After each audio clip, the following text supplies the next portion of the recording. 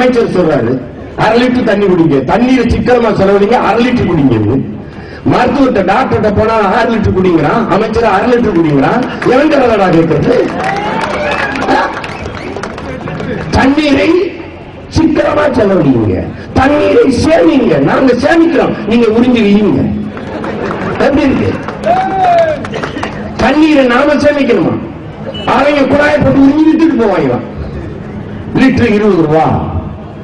கொக்கு குருவிக்கலாம் வேண்டாம் தண்ணி கொடுக்கிறது, நாய்க்கு நரிக்கு யானைக்கு புளிக்கலாம் வேண்டாம் தண்ணி கொடுக்கிறது.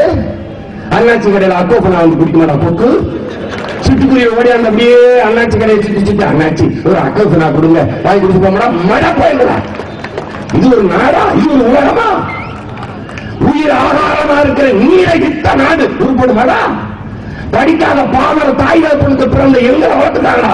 தண்ணீரை உபயோகிக்க கூடாது என்று சொல்லி வளர்த்துட்டாங்களா? அயோக்கியம். எல்லாம் இலவசம், தண்ணி காசு ஒழிக்கணும். இன்னைக்கு கேட்கிறா, நீ வந்தா இலவசத்தை ஒழிப்பாங்க. இலவசங்கிற சொல்லே ஒழிச்சுக்கொண்டா?